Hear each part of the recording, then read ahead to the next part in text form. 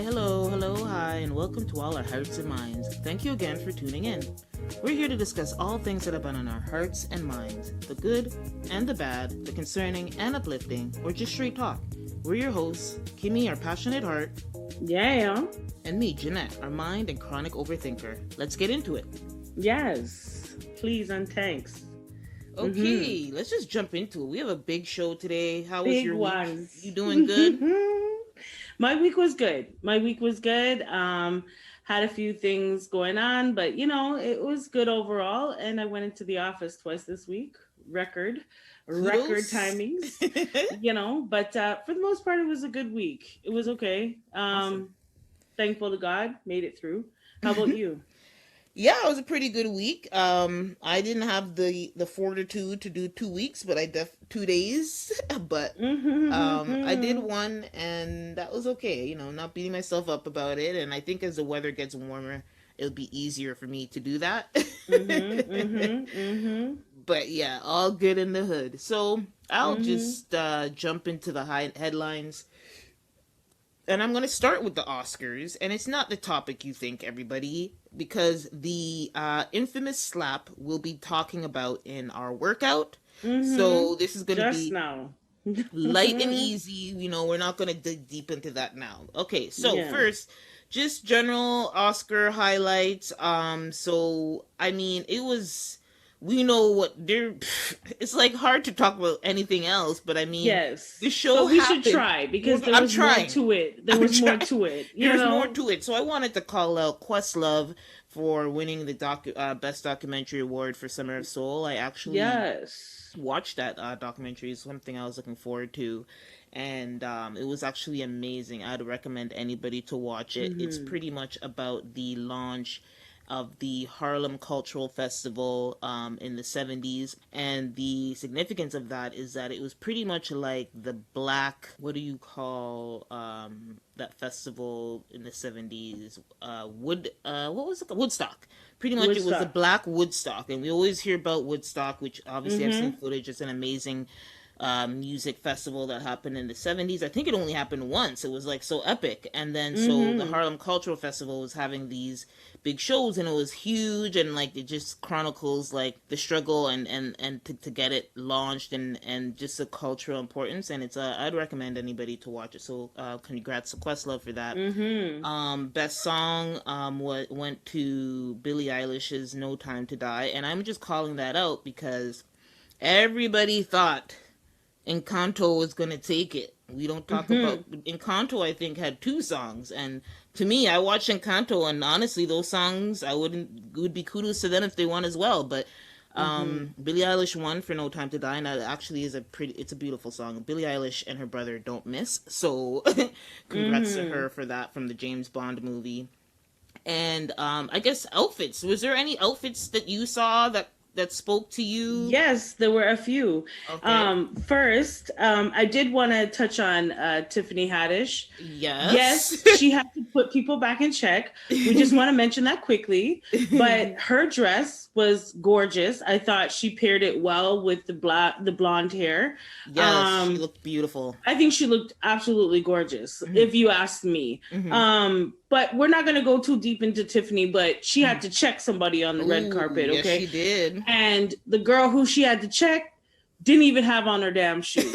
So the irony of it all, with this whole, what costume do you... No, that was a microaggression. We all see it. We all know it. And so it was nice to see that she checked her in her beautiful, beautiful gown. And so Meg Thee Stallion... For me, I loved her dress. You like to come down on Meg, but Meg kept it. She was one of the classiest, considering her music videos. The room. Her dress, oh my God, it was beautiful. It was gorgeous. It was a gorgeous color on her skin. I was just like, that is beautiful. It was like a bluish, grayish. Gray. Yeah, it's a nice color. Almost like violetish kind of.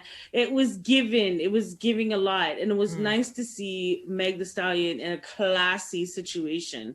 But to be quite honest, she's a beautiful girl. It was a beautiful gown, but she could have blended in. She could have blended in. You could have missed her. You know what I mean? Like, you could have missed it. You know what I'm saying? But no, I think her dress, she looked beautiful. I'm not gonna say that she wasn't, but to say that she was like so out, just outstanding. I don't know. Like, I'm definitely putting her in the top 10 in terms of dresses. Well, I thought Lupita. Oh yeah, dress. You got me. Yeah, Lupita's in my. Yeah, Lupita's actually. She's in my top 3. I don't know about you. Yeah, top 3. Yeah. And you looked like an Oscar. Like, you looked like the. But Lupita never, listen, Lupita's always going to be in the top 3. Lupita doesn't miss. Okay. No, she doesn't miss. And why I want to take a minute on that is because she's a dark-skinned Black woman who has found a way for her complexion and her shade to shine in fashion. Like, she never misses. She's always in my top 3. I look out for her. Can I see what's happening with Lupita? Yes. Another person was Zendaya. Yeah. Zendaya looked nice. Another one who doesn't miss. I mean, she doesn't miss. Low-key. She knows how to dress her body. Yes. She has a model's body. She has a model's body, so it's easy. She does, but she sorry about this, but the truth is she's a straight up and down. You know what I'm saying? She don't really have too many curves to her, and stuff like that. And so that type body shape could definitely be hard to style, but she does it with class and grace. So those were the people where I was like, yes. Now, one dress that I didn't like. Okay. And I know this is people are gonna think I'm tying it into stuff, but I did not like Jada's dress. I did not like it. I think I love that color. I love that color, but the only thing I don't like about it is the collar. I think I could live with it if she had it open, like an open chest. But the high neck thing, I can't live with. But I love the color. I love the bottom, but the top can go. Well, here's where I didn't like.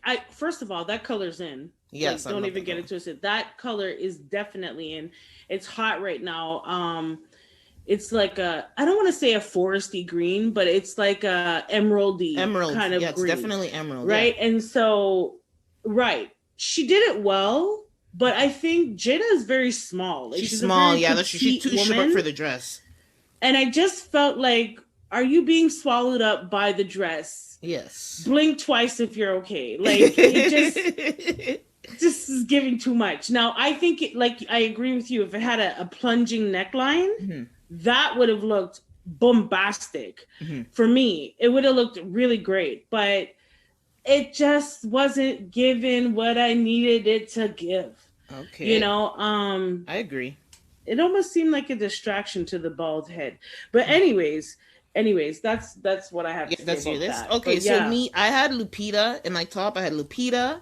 I have Jessica Chastain. I think she won for Best Actress. I had her. Maybe can't remember, but she had a gorgeous it's like a metallic top, and then it flows down into this purple flowy thing, and then she has red hair. So I guess everything pops. So I really loved her dress.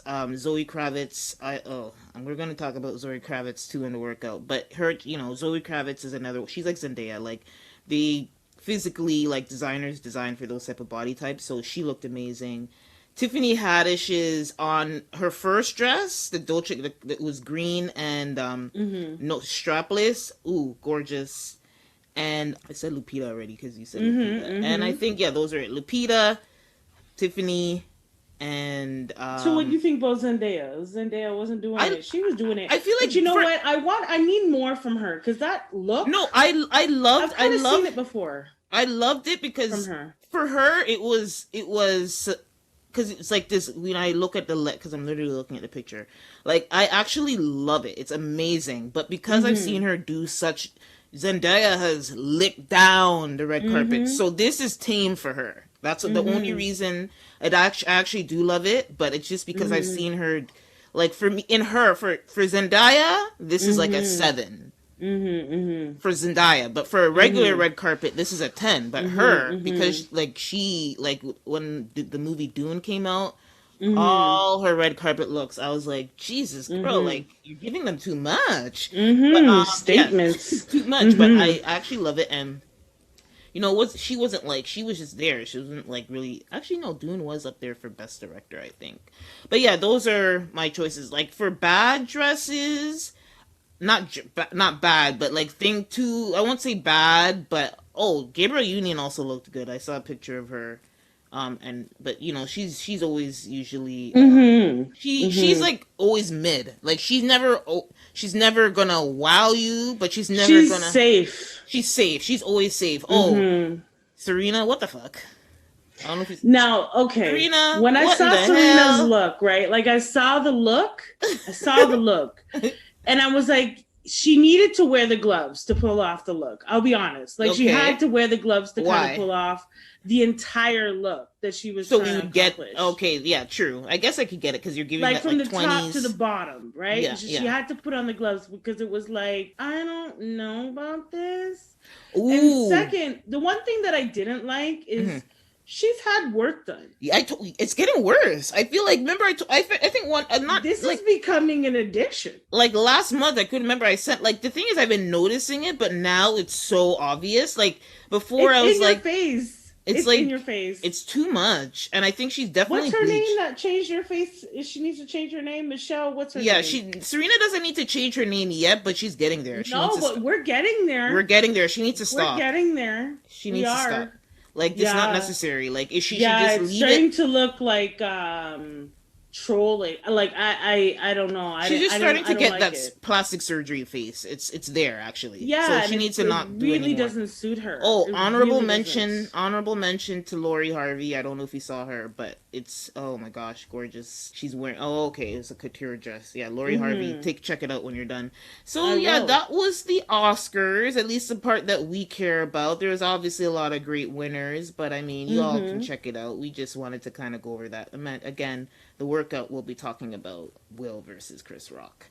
Okay, so moving on to headlines. So Ontario earlier this week announced that they will be going ahead with $10 a day childcare, and this is a support of a federal program, so that means the federal government was initiating it. But funny enough, I was like celebratory until I read that Ontario was the last province to sign on.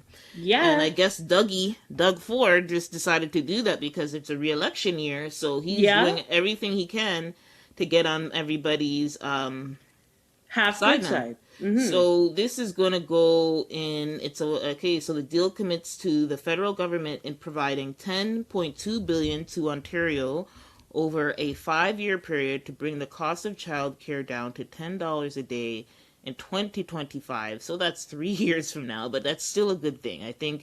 I know you have a child. I'm sure you've had, you've gone through paying through that, and everybody I know of kids, unless you're getting government subsidy, it is really expensive. Really expensive. It's crazy. So when this was in the talks and in the works, I was paying close attention because, like you said, I do have a daughter and she is in, before and after care. And so it does affect me.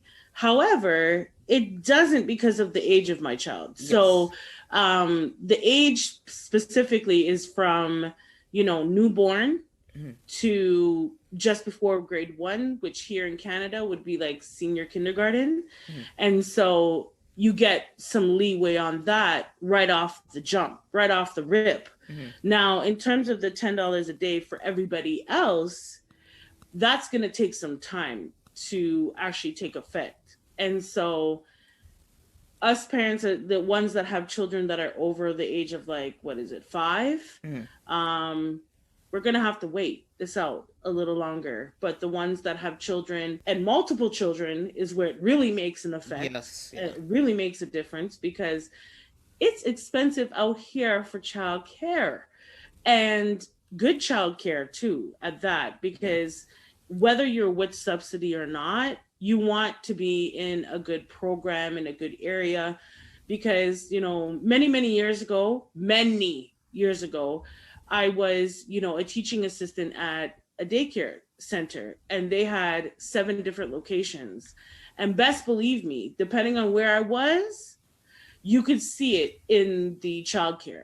So if I was in more of an urban area, because I went from 7 different centers, I would see that they would have more processed foods. Their fruits and vegetables weren't as fresh. But when I went outside into like the more, I'd say middle class to high class income, you would see that they are having like roasted this and this type of greens and a mixed spinach greens and all these fresh fruits and very little processed foods.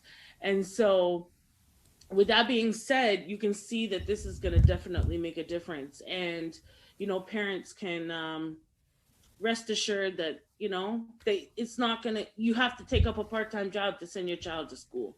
You understand? Like, that's how it is around here in Canada. So we have great child care system. Don't get me wrong. However, you have to pay for it. And so it's nice to see that the government, even on the last ditch effort before the re-election, put in the things. It's good to see that he did that, though. He could have done it for several other sectors in our society here in Ontario, but he did. And so hopefully he appeals to many hearts on voting day. Okay. So moving on, Maury Povich. I'm sure that name rings a bell. Those classic scenes. Everybody. Their classic formula on the show where you have a mother and father arguing about the DNA of a child. And that, I don't know, before he used to be like any of those other daytime, like, I don't know what you call those shows, but like, Jerry's not even like I wouldn't even put him like Ricky Lake and I don't know. No, I think Jerry Springer is right. He segued a whole different level. I think before he wasn't like that, but he took the Jerry Springer formula sometime down the road. But before he was like the Ricky Lakes and the at first until it started staging. Yes, and so the show after 31 years. Wow. He is retiring. They're not canceling it, but he is retiring, and he had actually, I think I read, wanted to retire a few years ago, but I think he felt he felt bad about I guess, I don't know, maybe it will say, so I decided he wanted to go 2 years ago, but I think maybe they convinced him to kind of stay on, but now he's like, no, I'm ready to retire and move on. And at 83 years, he definitely deserves that. At his age, yes, he should be able to relax. And we're good. We don't need to see any of these baby daddy dramas anyway. So no, it's just bringing everything down into the race to the bottom. But anyway, Lord. Okay, I'm moving on. There's been a big story in professional swimming that's been going on for the past 2 weeks, and it's about this transgendered swimmer who won the NCAA swimming title a couple weeks ago. And the significance of that is this person as a male was ranked like around in the 400 level when he was a male, and and Leah Thomas is her name, and Leah Thomas, when before she transitioned, was just a year ago, and so she's only been transitioned from a year ago. So that in itself is unfair. Okay, that's just my stance now. And now, so she's won, and so obviously there's going to be a controversy, and the female athletes are gonna feel away, and justifiably from my point of view, right? Mine too. And I don't want. We want everybody to be included. I'm not trying to exclude, but my theory or my proposition would be we need to have you need to create that transgender athletics situation. Yes, so they can fairly compete as well with people that fall into that category. Because that's right. I think it's not unfair to say that somebody who was a male up until like 19, 20 years, I wonder how old, let me see, I'm trying to figure out how old this person is, but they're college age. So even if they're like 20 and last year up until 19 you were a male and you started taking hormones, you've only been taking female hormones for a year, that's not enough to reverse all that male testosterone that you had running through your body all the way through puberty up into young adulthood. So it's just unfair. Like, yes, you're gonna win. Like, that's not competitive. Like, we're talking about competitive sports, and the spirit of sports is about fairness. And I think, I don't think I'm being crazy by saying not that at all. That's not fair. You're not at all. And when I saw this story, I was kind of it was bittersweet, because I'm glad that we've come to a point in our society where we can allow people to be free to be who they want to be, right? But the bitter part was, why you gotta come in and take over our shit? Like, bruh, go fight, or not, bruh. Not bruh. Watch Sis. my pronouns. Sis. Watch my sis. Sis. Please find your own lane, okay? And it's not over yassa. Because, and the reason why I say that mostly is because women had to really push and thrive in sports to be acknowledged in the Olympics or in the sport at all. And so now you want to just come and take over the situation, and I don't particularly like that. I feel like, they do need to create like a transgender league. Yes, I guess. I'm not even sure that's what you would. I don't know what to call it. But what I do know is that you need to come out of the women's category. You yourself are not identifying as a full woman, and in order for you to be in my books, okay, if we really want to take this deep, you need to be kind of, crossed over to being a woman. You need to be taking these hormones for a long time. You need to almost represent, look like a female to me, and you need to have the qualities and softness that females have. I'm sorry, men naturally have better upper body strength. Okay, naturally. I don't care. I don't care who you are. You could be you could be a pipsqueak on the damn corner. At the end of the day, he will naturally have more upper body strength than a woman will. And unfortunately for men, we have it in our legs. We have it in our lower body. You could break a man's neck with your thighs. I'm telling you. So it's not fair. And I used to swim many years ago. At one point, going around a pool doing laps was nothing for me. But one thing that was always hard is women, we naturally have breasts that kind of weigh us forward. So when you're trying to swim, you have to have really broad strokes to keep you above water, to keep you not sinking. It's harder. You have to have more body upper strength. You have to train your body. Yeah, we've seen the bodies of swimmers. You see it. Their upper body is like so broad. Arrow. You look like an arrow because you're right. And so with that being said, now this transgender person is competing with girls who naturally do not have the same strength upper body that a man would. And you naturally come into it with that. So it's definitely unfair. I don't want to go too deep into it. No. I have my own opinions about that, but I need you to come out and create your own shit. I don't like to be divisive and have separation, but in the same breath, in order to be fair, because I don't think it's fair for those young ladies who have been training for their whole life. Yeah, that's just it. That's all I'm trying to say. That's it. Okay, so moving on from that. Okay, another huge story. Man, I kind of feel bad. It's the basketball player Brittany Griner.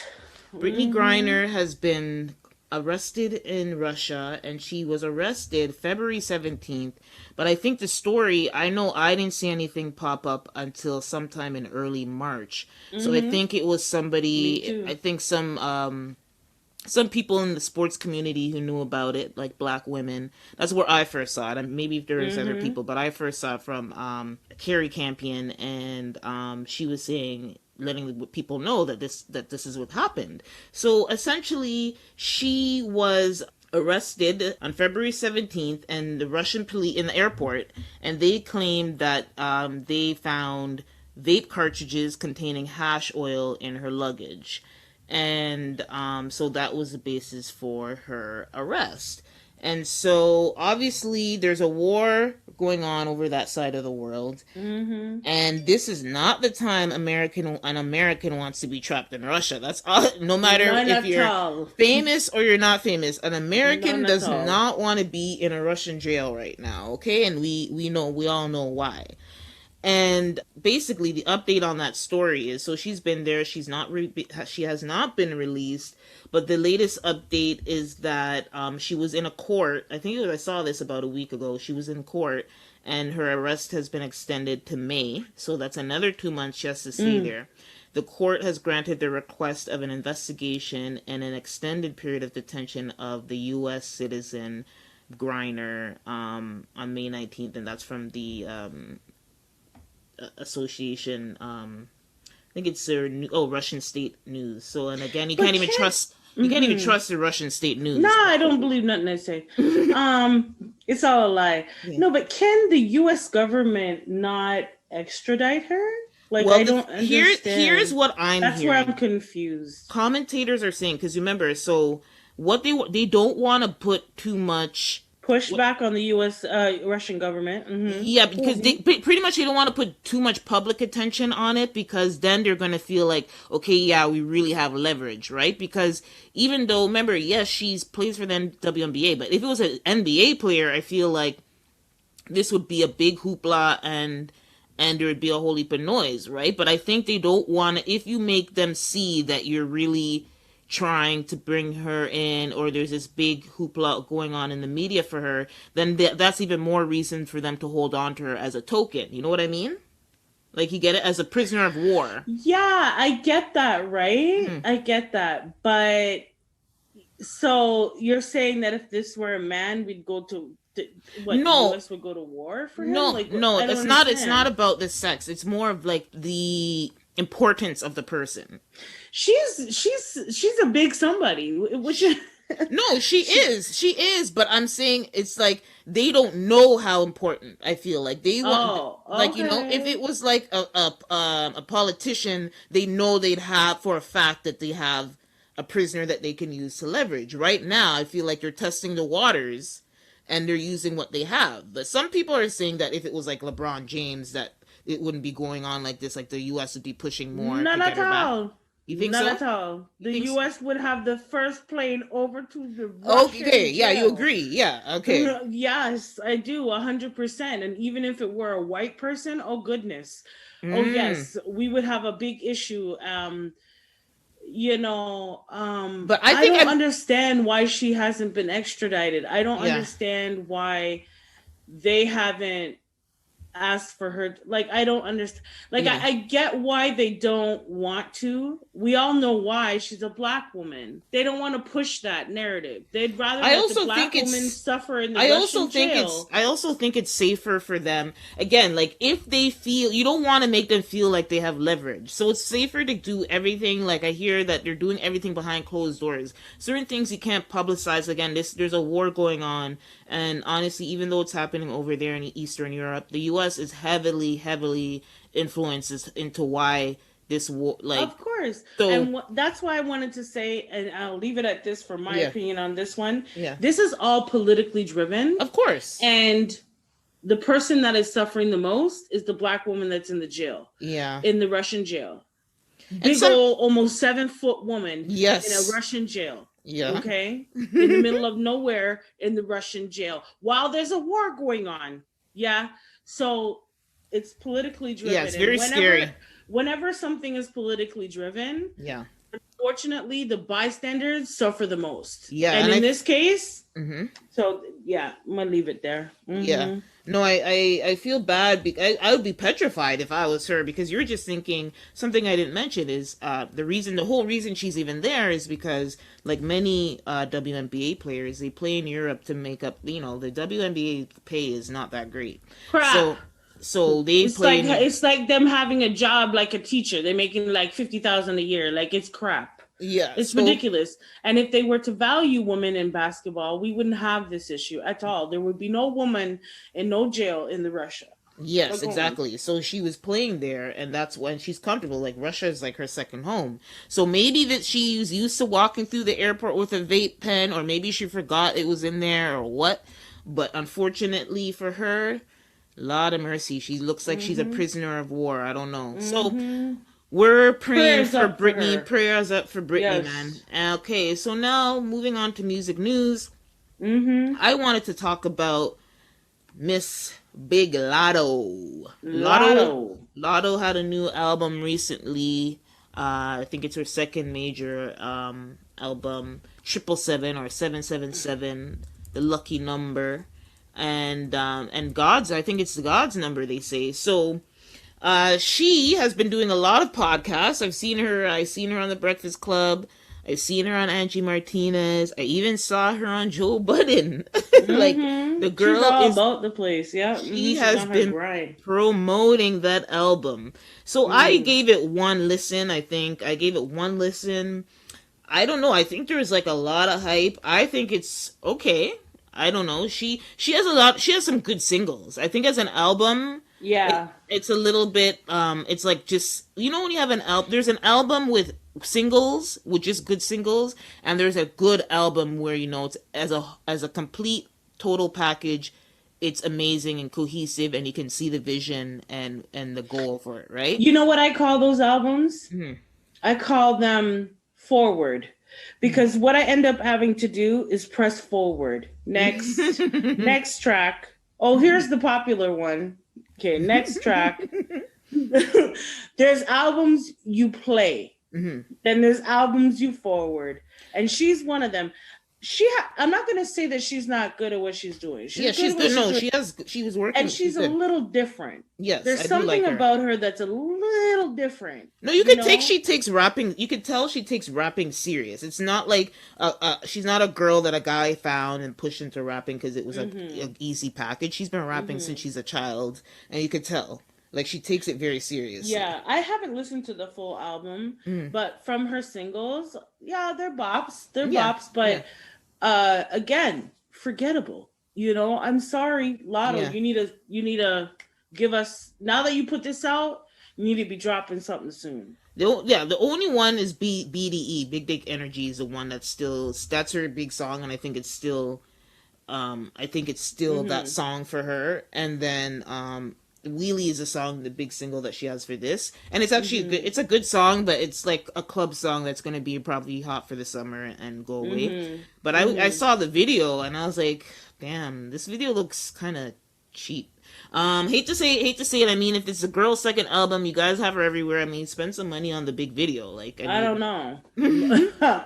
Yeah, do something. But anyway, it's a solid. I think it's solid. It's just solid. That's only one listen. I think if I listen to it a couple of times, I'll probably have some more standouts. But I only had a quick listen, so that's my first initial. Definitely worth a listen, though. Definitely worth a listen.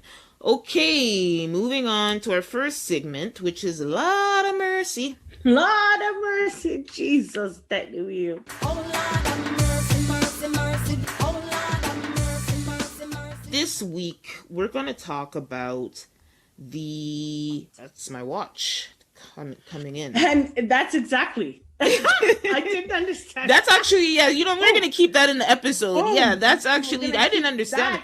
So, yes. So, Ketanji. I just can't. I can't. That was so perfect. Yes. So, Ketanji Brown-Jackson was nominated by Joe Biden as to be the new Supreme Court judge because somebody retired. And she was going through her confirmation hearings last week, and I was I saw the clips and stuff. And it was triggering. It was so triggering. I was like, I mean, we know the Republicans. I was triggered a couple times. Yeah, man. We know since Joe Biden won, the Republicans are up in arms and just trying to shut down the black vote and just black voices because they, black people are the reason Joe Biden won that election. I think that goes without saying. And, damn, like, with Senator... The Republicans came for her neck. And they were just attention grabbing, and a commentary that I heard from people is that these people just came for TV time. They get a chance to have a TV time and they can push their agenda while this is going on, but at the sake of insulting a very intelligent and qualified person. Excellence. She's actually, I saw this grid. Somebody put a grid together for all the judges that are in the Supreme Court and stacked up Ketanji Brown-Jackson's qualifications versus theirs. And she is the most qualified of everybody who's already on there. Overly qualified. Overly qualified, if you ask me. Okay. However, she's been nominated and she's accepted the challenge, but it was just a damn disgrace. People were bringing in their political agendas, asking questions that have nothing to do with what a Supreme Court judge that would rule over. It was embarrassing. They actually look like clowns. Disgusting. They came for the woman's neck and she handled it with grace. And excellence. Like either the looks on her, I could read her eyebrows. I read right through it. I was like, girl, please. This stupid ass. The composure she kept. Oh my goodness. You are a better woman. Yes, you hear me? You are a better woman. Because when they start asking me questions like, so what does a woman really mean? What does that really mean? I saw a clip of this white woman asking this educated Black woman such stupid mockery of questions. And I couldn't understand how that would affect her holding the position. Mm-hmm. I just couldn't make a connection. We're talking about a woman who she was a trial lawyer. Yes. So for her to even get to this point right here is unheard of. It's unheard of for hundreds of years. Okay. And I just need to stop and take a moment on this one. Mm-hmm. This is a dark-skinned Black woman, no ambiguousness here, who is in this position. And they actually have the gall to ask her some of those embarrassing, disgusting, insulting of my intelligence type of questions. Mm-hmm. This is a woman of excellence. How dare you? But she showed you want to play the game, do you? Okay. Yeah. So here's one of the call out. So that woman who asked about the gender thing, is the definition of a woman, was one ridiculous one.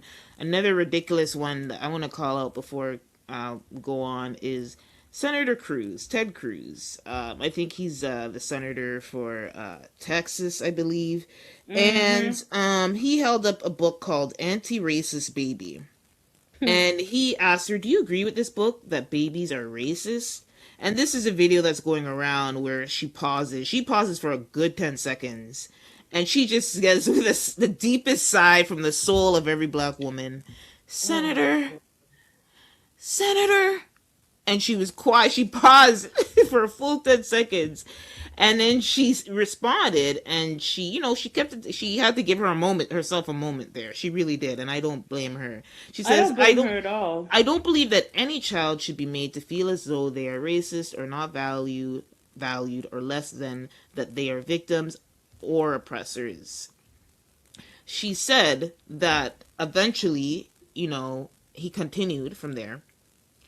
And he was just trying to berate her, and to cut it off, she said, I have not reviewed any of those books. They don't come up in my work as a judge. Hear that? Thank you. Judge. I'm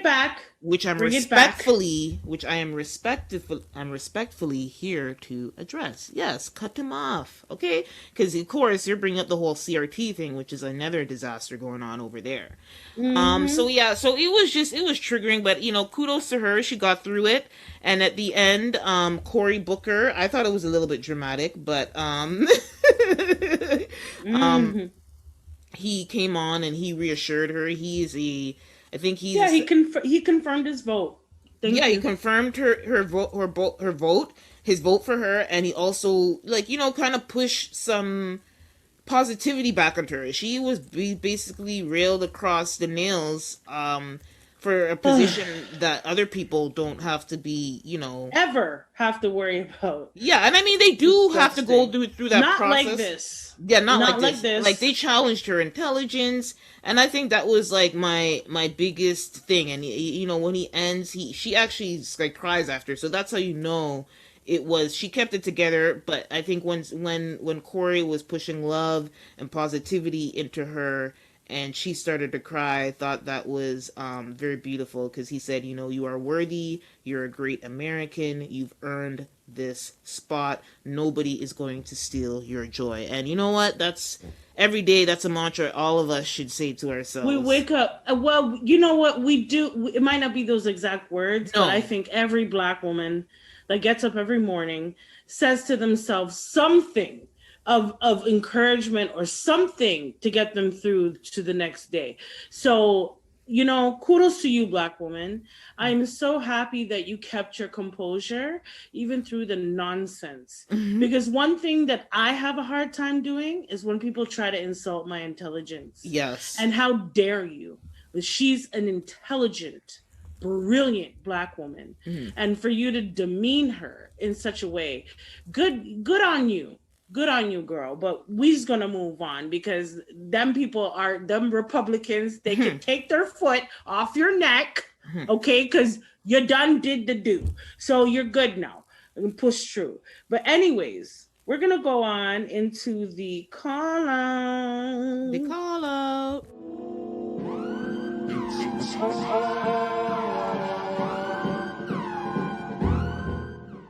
So my question to you is, do you feel like you're a leader or a follower, and why? I'm a leader. I'm a leader in that, and I'm not talking about work, I think in general. I'm more of a leader because, I'm somebody who, if I, basically, I can go along with things. I don't have a problem going along with things, even though I'm a leader. I don't need to go along. If I'm in a situation where I need to take control, then I can do that. Also, if I'm a very stubborn person. It's that Taurus thing. I'm not just gonna go for anything. Never, ever, ever. I don't care who you are. Never, ever. Even my parents. I'm not gonna go for it. I've always been like that. So definitely, if it's between a leader and a follower, I can say I'm a leader. Definitely, yeah. Well, for me, I would say the same. And the reason why I would say I'm a leader is because, well, there's a few things. It made me think to myself, so what do you think is a leader? Yes. Right? And one of the things is that you don't mind stepping away from the crowd. Yes. You don't mind going out on your own or doing your own thing or getting yourself to a place where you're comfortable or whatever dreams you want to accomplish. You don't mind stepping away from the masses. And for myself, when I was younger, I was very, very much extroverted. Yeah. Very much. Yes. Where I could be in the crowd, I could be a part of the crowd, the center of the crowd, the whole crowd, I'm good. However, as I aged, I realized that I have no problem with moving solo. I have no problem with taking on tasks of life, and taking them by the horns and really diving deep into getting what I need to get done. I have no problem, now walking at the beat of my own drum. So I don't know if back then I was more of a follower because I was more of an extrovert, or now because I'm not so much, I'm more introverted and I can move on my own. Another quality that I think that I have is I'm able to listen to the people around me. Yeah. Not do what they say. Yes. But I can hear what they're saying. Yes. So there's a big difference, right? And I personally believe that a leader should be able to read the room. If they are leading staff, whether it's in a job or even just in a project that you're doing, to hear what their concerns are and to value who they and what they have to say to the overall completion of a task or whatever. And so for me, I can do that. So I do want to say that I'm very much a leader. Last thing about that though is I like to be in control of certain things. Like if something's going a certain way, I'm very much a planner. I like to execute my plan. I like to not have to do it twice. That was something that my parents kind of like drilled into my head when I was young. Do it right the first time. Mm-hmm. So you don't have to come back and do it again. Right? And that was something that always stuck with me. So that's my answer. So what's your question? Let's move on. Okay. So spring is coming. Cuffing season is over. Hot girl summer come. And so I was going to ask, what if you wanted to share, if you could share, one of your dating pet peeves? You're getting married. It's been a while, but I'm sure you can remember those times leading up. Oh, yeah, I can remember them because they're still like, yeah, I've been off the market for a long time, but still I can remember those days, man.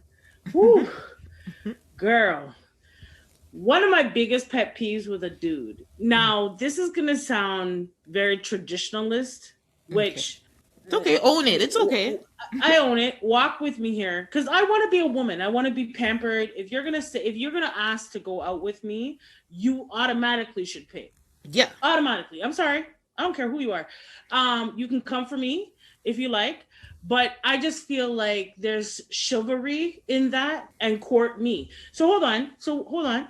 So my pet peeve is when you think you're going to try to pull a fast one, you know, where you think you're going to take me out to the restaurant or something and, oh, let's go Dutch, or has that happened? I only have 20 on it. I have a question. Has that Yes, it has. Oh, Lord.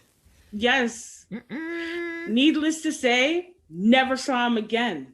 Yeah. Because it was just like, are you for real? Like, are you kidding me? And the place that we went was so cheesed out. Like, in the sense where here in Canada, this is when I was younger. Like, I was in my early 20s, you know? Yes, yeah. And I'm dating and stuff like that and whatever. And the guy took me to, like, Swiss Chalet, Regin. Like, Swiss Chalet, Regin. Like, here in Canada, Swiss Chalet is not, like, some big restaurant. You know, it's not... you know, whatever. So we went and it seemed like, because I was like, oh, you know, I'm kind of hungry and I'm going to order this. And I did that to see like what his response, how his vibe was going to be. Yes. Like, is he going to be ordering salads around here? Like, what's he doing? You know what I mean? Are you having a meal or not? So I had my full meal because I was raised. You always have your get vex money. You don't walk out your house unless you have money in your hand. See me? Yeah. So even though I'm going on a date with this guy, I know I can afford it. So I'm having the double leg and fries. Yes, I am, with the side salad. Keep in mind, listeners, at Swiss Chalet, that's a $15 meal. Thank you. $20 tops. $20. If you want a dessert, that's like $25. Yeah. You know, refillable drinks. Like, this is like the Sizzler to most people in the States. Okay? So, anywho, we go now. Bill comes. I noticed that he had, what did he have? He had like just a basic like quarter chicken dinner. It's like maybe $10, $12. And I'm eating up a storm. I'm like, yeah, my Caesar salad, got my Caesar, you know, took a little doggy bag, everything.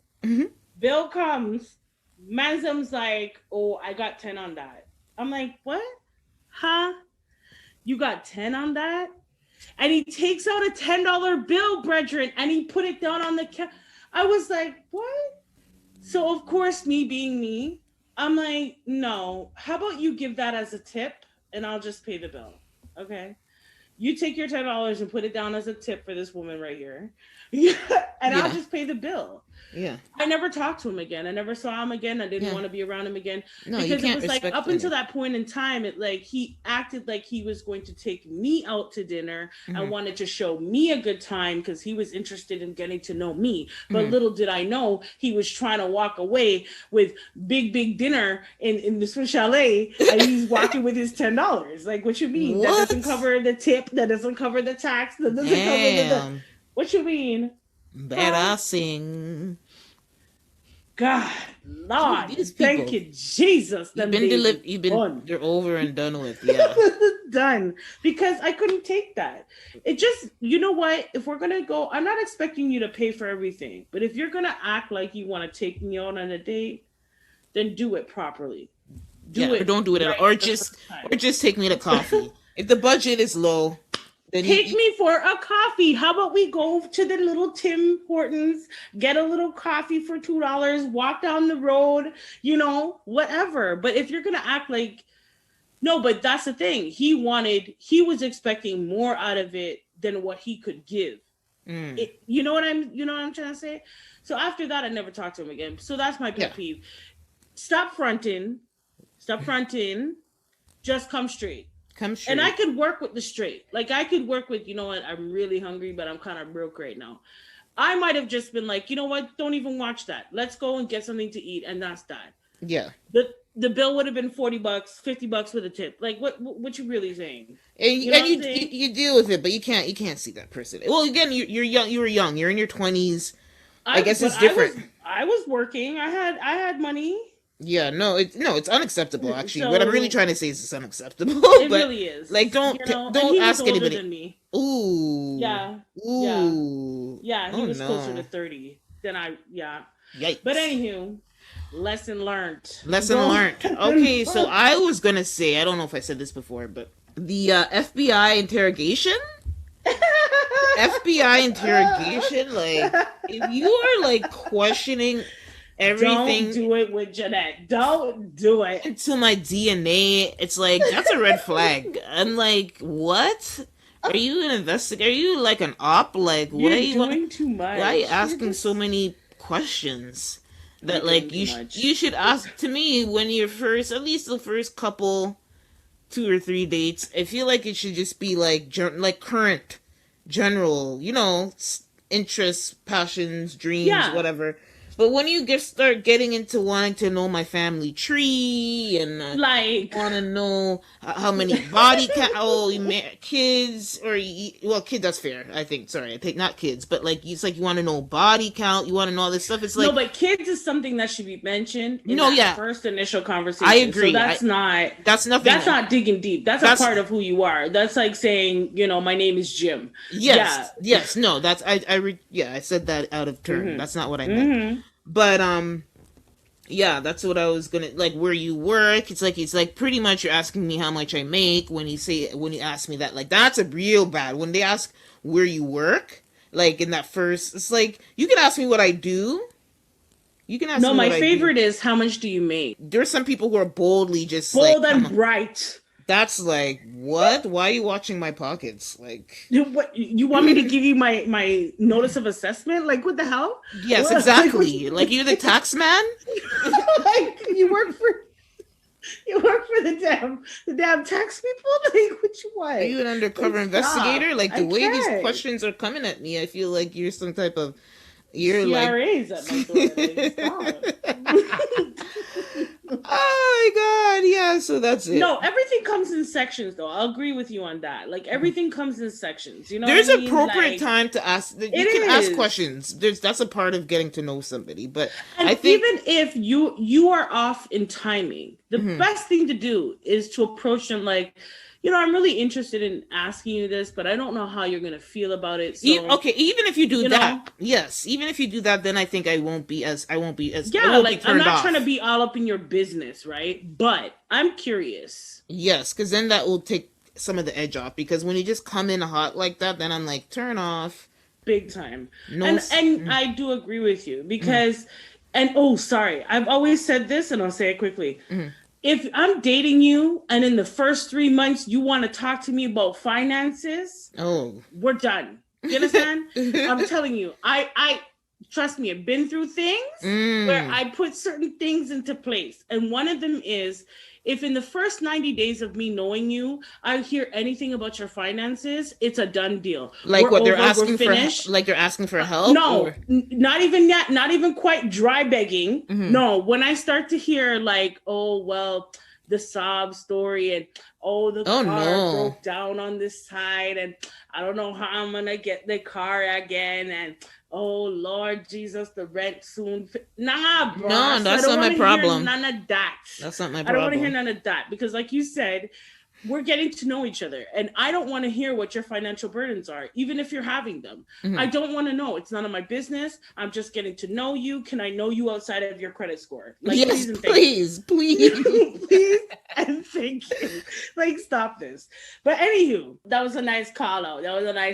Still. But we're going to keep it moving into the workout. The workout.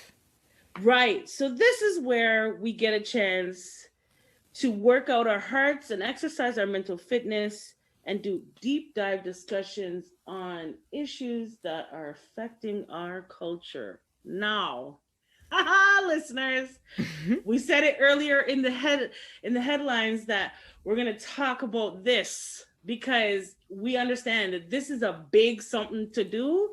This is a global conversation somehow, but we're going to talk about it here on the Hearts and Minds. And so we're going to take first a recap. Now, I'm sure everybody's been hearing this to the point where it's like, I'm done with it. But we're going to hold a quick little recap of what did pop off. Right. So the Oscars, I forget exactly what day. I think it was a Sunday. The Sunday of last week, the Oscars were on, and Chris Rock is, an announcer. He's also presenting, and he's on stage, and he's a comedian. We all know who Chris Rock is, and we love Chris Rock dearly. He is funny as shit. However, he went a little too far for Will Smith today, okay? He was not having it. And so while on stage, he cracked a joke, and his words were, Jada, I love you. G.I. Jane 2, can't wait to see you. That was his words. Mm-hmm. And Will Smith's reaction, I don't know if that was appropriate reaction for what did pop off, but he went up on the stage. Couldn't believe it. I nearly had a conniption, but he went up on the stage, slapped the shit out of Chris Rock, walked off the stage, went back to his seat, and cursed him out.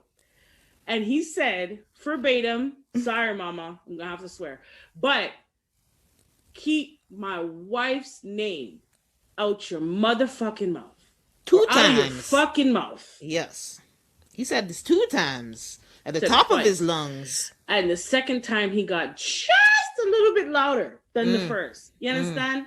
Why he didn't say that when he was on stage, not sure. But he came off stage to have the cussing session from the chair. Because he was done slapping the shit out of Chris Rock. So now, let's go into the reactions of the people at the Oscars witnessing the nonsense. Lupita wins the award for me. Lupita wins hands down. Lupita was me. I was her.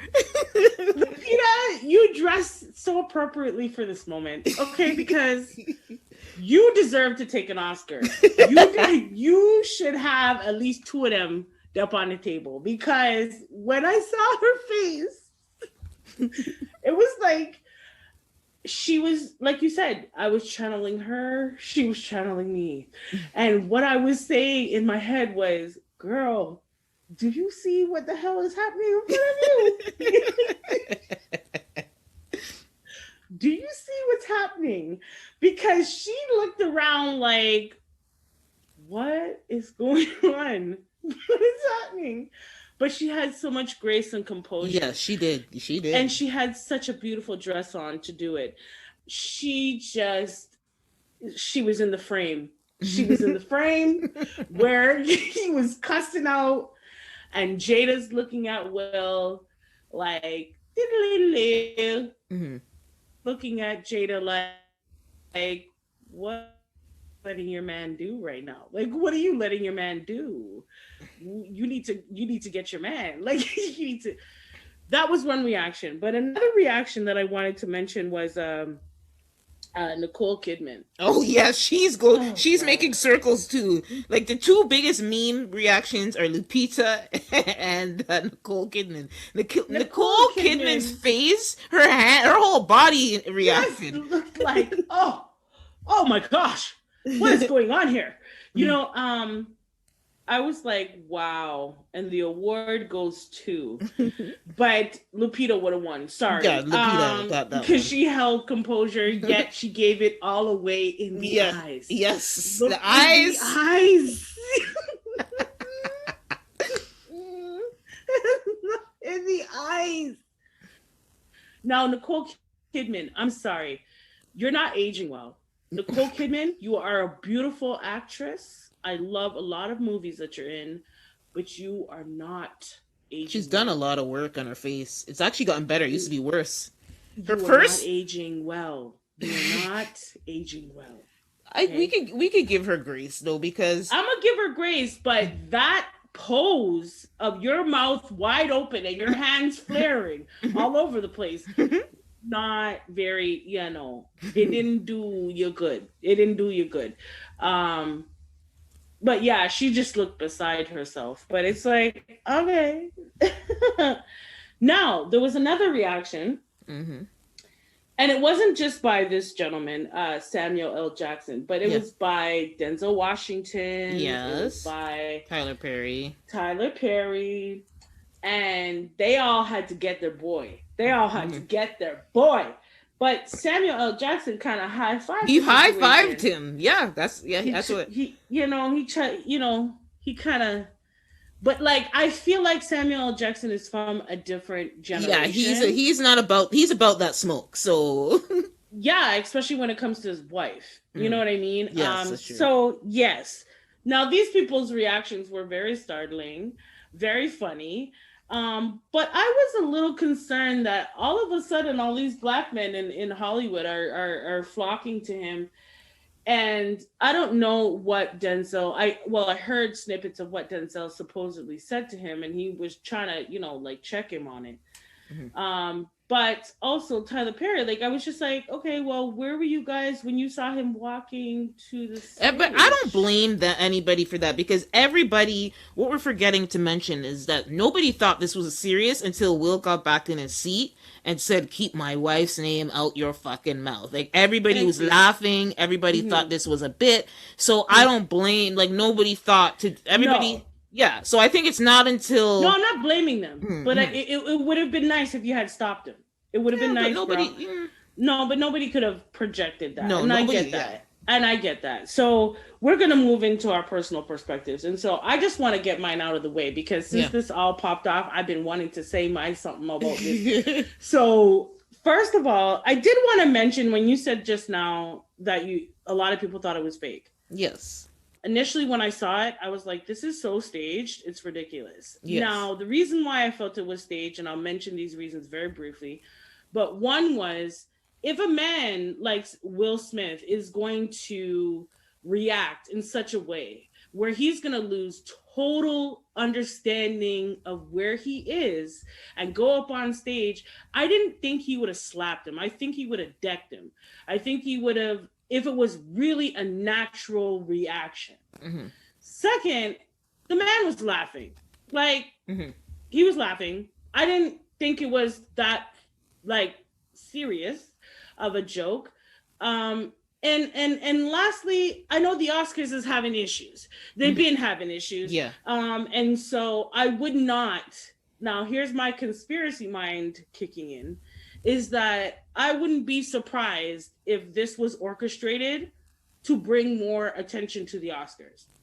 So anyways, that's why I initially thought this was fake. But as time went on, my opinion has grown quite a bit. And a part of me feel like this is fake. A part of this was fake. Yeah. A part of this was staged, or I don't know. Because, right. But another one is that Will Smith, he wanted to go in there with the objective of changing people's minds about him. The last 2 years of his life, he has been made to look like the biggest pom pom you could ever see. And he's been demasculated all over the place from the hands of his own wife. So I feel as though when he went up on the stage, a part of that response was a combination of things. One, he's tired of hearing it. He's tired of feeling less than as a man. And lastly, it's taunting. It's taunting him on a daily basis, every single day. So he went up there with that in mind. And I feel, at least, that's my perspective. And two, people have this narrative that he was protecting Black women. And initially I was like, it is nice to see a Black man protect a Black woman. It is nice to see. I'm sorry. It's nice to see. However, should it have been done that way? I don't think so. Should it have resorted to embarrassing and humiliating another Black man? No, I don't think so at all. However, Black women are never protected. We're always left kind of to our own devices. So it was nice to see that a Black man was prepared to protect his Black wife. However, I then asked myself, was this really about him protecting anybody? Or was this about him and only him? And having his wife, having alopecia, was just an escape. Last point that I wanted to make on this was, I mentioned it a little bit earlier, was that the Oscars, they're not what they used to be. And since, Jada and Will Smith did boycott back in, I think, 2017, when they boycotted, there was a big decline in viewership and supporting of the Oscars. Yeah, with Oscars so white. Well, exactly. And so could this be the way that the Oscars was like, oh no, we're going to bring your attention back to the Oscars. We are definitely, by orchestrating this. Now, a lot has taken place after this has happened. We've heard apologies. Yeah. We've heard that he's resigned, Will Smith. Mm-hmm. the narrative has changed, and now it's more about the mental health of Chris Rock, which I think we should have always been concerned with. It was just really funny to see the dynamics on the Oscars of, in one breath, allowing this man to hurt another Black man and then give him an award. Which I understand the politics behind that. I understand why the Oscars probably had to do what they did. However, it does feed into this perspective I have of this.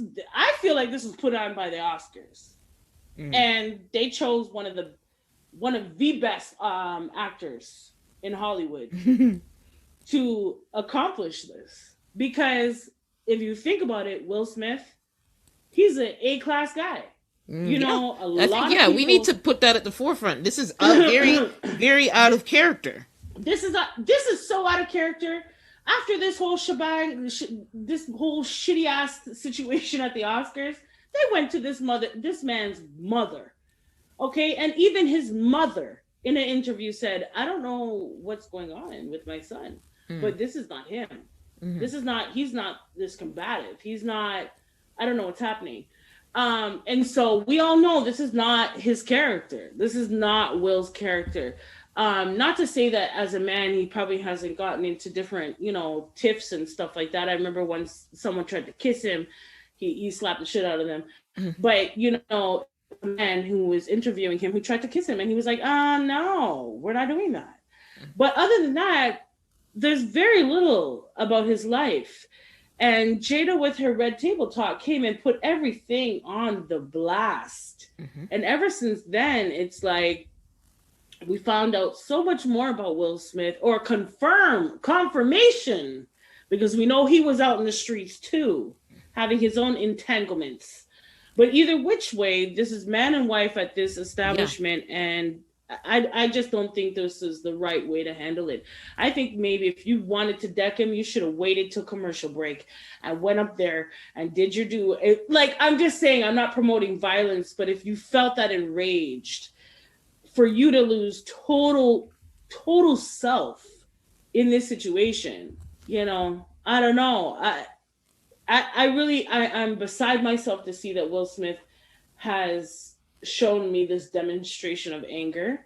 Like what we've said before, is that a lot has happened since that, and they want to take his Oscar, and Netflix. I heard today actually Netflix has a movie that they're putting on hold from Will Smith. So there's a lot that's happening to him, and the narrative has changed in less than 2 weeks. Of at first it was like, yeah, he's protecting Black women and he's protecting his wife, and Chris Rock has been definitely antagonizing him and this and that and the third, and now want to strip him of his Oscar and putting his movie on hold and resigning, and the mental health of Chris Brown, and it's just interesting. So what is your take on what is going on here? First of all, I can't wait for this shit to be over. You gotta wait another 2 weeks, girl. 2 weeks. Oh, I'm so over it. Personally, I mean, okay. It's unfortunate again that I feel bad for Will Smith. Sorry, I think if it's gonna, I'm gonna be. People are gonna hear my bias here, but I feel bad for Will Smith because he really ruined his own moment. Like lots of people coming in with their 2 cents. Obviously, for the people complaining about the Oscars, oh, he ruined the moment, blah, blah. Listen, you got more fucking viewers. So, I mean, I was gonna say, did he really though? Because no one's gonna forget this Oscar. Yeah. So he may have ruined his own moment, but he definitely didn't ruin the Oscar. He ruined his image. He's keeping at the very most. Yes, he definitely damaged his image that everybody knows him as right, and this was. Just to add some context in how I'm thinking about these things. This was his first win. He was supposed to win for concussion. I think he was nominated maybe for concussion, even though that was like the buzz. So I think maybe that's around the time where him and his wife boycotted the 2016 Oscars, and then he didn't win for Ali, which is fine. But I think he got his moment. We knew this was going to be his moment, right? Right. And again, then that year, that 2016 incident where Chris Rock had that joke, and he calls out Jada because she was talking, in the Oscars So White conversation, and she's like, how can you boycott something that you weren't invited to? Which I think is, the bald joke was light if he didn't know about the alopecia situation, and I'm assuming that Chris Rock didn't know about that, just to give him the benefit of the doubt. But I think what he said in 2016 was definitely worth a thump. But who knows the conversations in between there, right? And I think, like you said, I think this was an accumulation of and he literally said it when he got his award. It's like, how many bloody times am I gonna stand here and let you guys literally stand up in my face and joke and joke and joke and joke?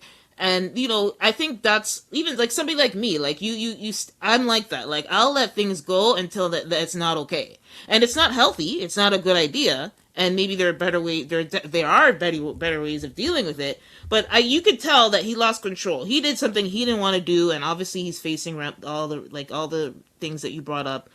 He's facing the consequences. So, I mean, he's going to face them. He made a decision, and hey, what are you gonna do? What I don't like, first of all, is all these bloody white people coming in with their 2 cents. Amy Schumer, what's his face, Jim Carrey. Jim Carrey. I was like, first of all, where the hell have you been? Second of all, sit down. Zoe Kravitz. I'm like, Zoe, you lost a lot. I had to unfollow. I'm like, Zoe, you should have just. You could be disappointed and even disgusted, like that's fine. But I think most people, especially Hollywood people, needed to keep quiet. I actually think they needed to keep quiet because basically nobody's perfect. So all these people, like Jim Carrey, all his skeletons are coming out of the closet when he was at the MTV Awards and he won an award, and he just tongued down Alicia Silverstone, who was 19 at the time, and he was 35, right? And then all the other people at the Oscars, there was an old 70s clip that came up where John Wayne was like yelling and almost attacking this Native Indian woman who won an award. Did they take any award from him? All these pedophiles, Woody Allen, Roman Polanski, who are known pedophiles, you given the awards. Have you ever told them to step down? No. To me, it's a hypocrisy. I can't stand it. I can acknowledge that it was a bad, like it didn't need to go down that way, and obviously it was bad. I can acknowledge that violence is not the answer. Blah blah blah. But I'm like, really? Everybody's casting their stones. It makes me sick, and so. Right. It's unfortunate that it happened, but I'm, with the whole protect black women, I do think, I had that I think it was accumulations of things. I think he remembered that stupid joke from 2016. He saw the reaction because he was kind of neutral before he saw Jada looking vexed. He was laughing. He saw his wife was vexed, and he went up there and slapped the shit out of you. And maybe I think there's some, he said that he wants to be his wife's protector. He wants to be that dude for her, right? Yeah, so, aka Tupac. Yeah, exactly. Yes, that's like he's right. He's written about it. So yes, that there's a part of that. It's a bunch of things. The whole entanglement thing, and then not 2 weeks before, there was an interviewer who brought that up, and he laughed it off. All these things kind of happening, and I think it was an accumulation of that. But personally, I do think it's real. I think a lot of people agree with you. I've heard conspiracy theories, and I'm going to be interested to see what they say. They are going to have a red table talk, because I'm kind of waiting for the April Fools. Right? Well, initially when I saw it, I was like, okay, so when are they going to say cut? Right? Yeah. So it'll be interesting. You know what? I think what got me about it, to make me believe it was fake, is that I've seen a man who really went to defend his wife, or not his wife, but his woman. And I've seen what a man, when a man gets to a point where he's going to go and be the aggressor and come like that, you are not slapping anybody. You are thumping the man down. I think he caught, you know what? The way he reeled his arm, I feel like he caught himself. To be honest, because or was it that he wanted to make it be known that he was slapping him? Well, that too. Because when that's more humiliating. I think the slap is more humiliating, to be honest. And that's why I say, that's exactly why I say that it felt staged, because a man who's in that sense, this is someone who is stepping so far outside of their character while at their job. Okay, he's at his job. This is a part of his job. So he has a reputation that he's built so long. You know what I mean? He's doing great things. Yes. So why would you lose yourself and you went from laughing to looking at your wife to getting up from your seat and walking on the stage. So in that motion, when you look at the action, a man who is that enraged is not going up on that stage to slap nobody. He's going on that stage to thump you down.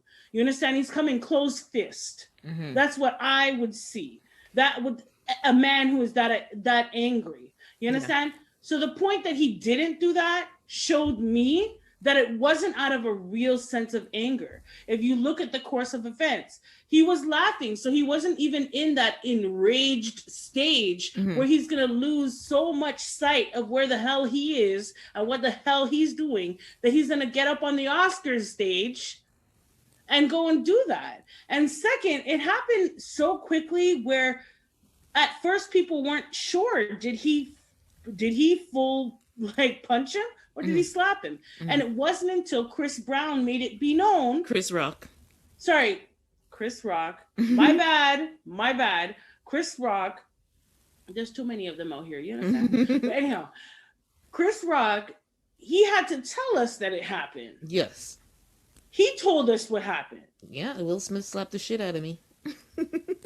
We would have just been like, what just happened? Like, we're not sure what happened. And they could have just kept on going. But he stopped to tell us. That's true. So I just feel like it was a really staged situation. Whether Will Smith was the one that staged it in his mind. Yeah. Okay, this is the ideal moment. This is your moment. I can imagine him having that conversation in the seat. Mm-hmm. Okay, Jada's vexed. He just made a stupid ass comment. Okay, I'm gonna get up right now and I'm gonna slap him, slap the shit out of him, right? And then come off the stage looking like not only a hero, but because I'm protecting my wife, but now don't mess with me. Because you don't want to get he put everybody on notice. He put everybody on notice. And their mother, right? So and then that's why I went with my, like when I was saying my first perspective, he wanted to erase the 2 years of pum-pumness that we have been seeing of Will. A lot of people have been on him. There's been memes made about this man. Mm-hmm. The word entanglement, people can't say it without thinking of Will and Jada. Mm. It's a regular schmegular word, you know, in the Webster's dictionary, and all of a sudden it had take on a whole life of its own. Yeah. And it's like a birth child of Jada and Will, the word entanglement. Like, and on top of that, he's been doing award shows, and who was it? Cox. What's her first name? I forget her first name, but she interviewed them just the other day on the red carpet. And here she Laverne Cox. Yeah, that's what I was talking about. Yeah. That was just the other day. Mm-hmm. So the man's going to do his job, and I understand everybody's poking, you know, at him, but let the man do his job.